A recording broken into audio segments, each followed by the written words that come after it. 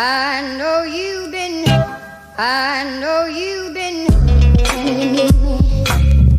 A lot of people say I'm doing a lot better. I've cut down and not cut out. Yeah. Cut something down. It's like if I'm being, I'm going to an extremity. If I'm a crackhead and I used to smoke crack all day, but now I only smoke it in the morning though. Now, am I still a crackhead? Yes. You know what I'm saying? I'm still a crackhead. But more functional. But I'm more functional. Right. I'm just more functional. Right. But it's still doing damage. Yeah. It's still doing damage. So the reason why we say get off meat is because of the xenoestrogens, these xenoestrogens, right?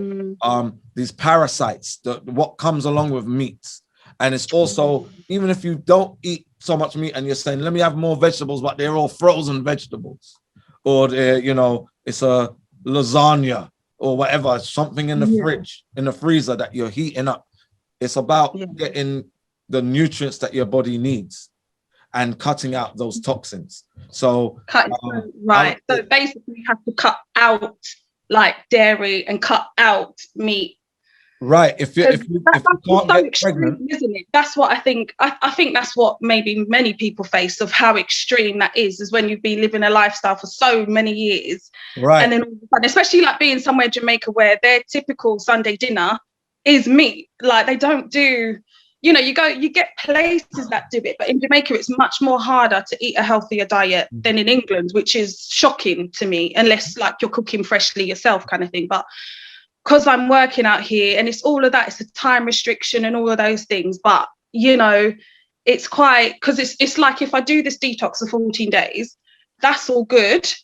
However, if I incorporate meat and dairy back in, are you saying that there was kind of no point in doing the detox? Well, I wouldn't go that far. I mean, here's the thing.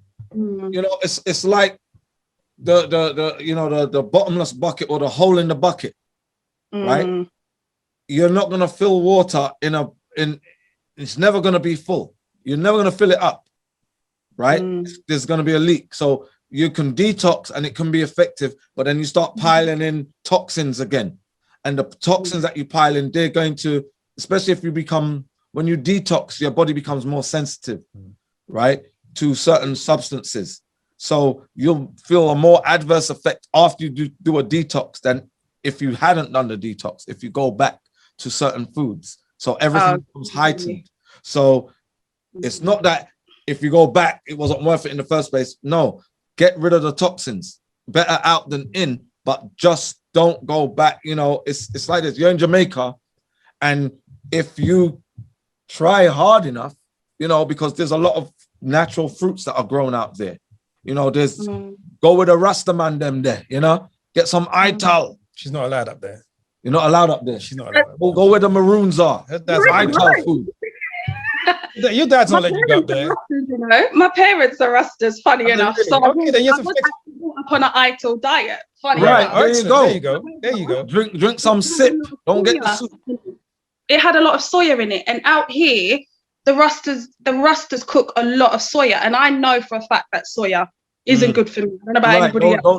Don't do that. But make sure you ask them. Because there's a vegan restaurant where we are, right? And they do soy. And we tell them, nah, we ain't touching the soy. You shouldn't even have that because of what it does to black people. But in Jamaica, though, because they got a lot of sunshine, UVB and UVC, right? Yeah. There's a lot of vitamin D, which is doing away with a lot of the inflammatory cells. So when if you're living in Jamaica all year round, it's better for you. The sun is great out there, but people still die in Jamaica from inflammatory illnesses because it's years and years of a bombardment. So go and get the ital, but don't do the soy. Because somebody put something on your plate, you don't have to yam it. Don't eat everything on the plate. So when you was a kid and the vegetables was on your plate, you would eat around the vegetables, right? And that was the best thing, but you didn't eat everything. It's like, eat your vegetables. I know I got cuffed enough time for not eating my vegetables, right? But, pick and choose what you're going to eat off the plate, especially if if you don't want to offend somebody by, that's soya. I don't want to eat the soy. right? Let them dish it, See if they got a dog in it. Yeah. right? And they just feed it to the dog. Yeah, exactly. Hey, Gigi, go ahead, girl. You had a question. Go ahead. No. I'm just listening to you, but it's just, yeah, I have to get my head around, because I really want to do the detox, because I fast already. And I'm really good on fasting, actually, and I'm kind of increasing my hours. So I started at 12, and then now I'm at 16, and then this week I've been at 18. So I'm really getting there on the fasting. So I really want to do it, but I don't know if I have the willpower not to go back to my old habit. Gigi, so you said a lot of really great things, and thanks for your call and thanks for your questions and sharing that with everyone. Just going back to what you said about extremity and how extreme it might be for a lot of people to switch from eating meat and dairy, right? It's an extreme change. But here's the irony of that. If meat and dairy are bad for the body, how extreme has it been your whole life? You've been bombarding your body with dairy and meat. You see, so really you've been punishing your body for 20, 30, 40 years and punishing your mind as well. Because now we're telling you, hey, listen, what you've been doing is bad. You need to switch away from it. You're so used to doing it. You're so conditioned to doing it. It's so part of your being, you know, it's extreme to move away from it. But, you know, it's the extreme and drastic things you need to do to heal from these fibroids. You had 14. They thought there were 5. You went in, there were 14. You're lucky they didn't do a full hysterectomy on you, right? For whatever, you know, luck you had, they were able to give you a myomectomy. What Dr. Amsu is telling you now is that you need to make an extreme change in your life to ensure they don't grow back, to give you a much better chance of being able to conceive. Dr. Amsu jokes all the time about, you know, Black women being the most fertile. You know, you shout at a Black woman, she might get pregnant. Do you know what I mean? It's like now, you know, Black women are struggling and going for IVF and, you know, spending all this money to get pregnant. I mean, Black women, like, really? You know, we keep, you know, what they call it over here, welfare alive, because how many kids we have. Now women are struggling to have them because of all of these extreme changes to the diet and to the environment, all the toxins that are coming in, right? So yes, Gigi, another thing you said about your fasting, and it's great that you're used to fasting, you're doing it. But the reason, Gigi, we have the Great Black Detox, the Great Black Fibroid Detox, and why Dr. Amsu has put these formulas together, it's what you're putting in whilst you're fasting. So fasting, rudimentary fasting is great, give your body a rest and all the rest of it.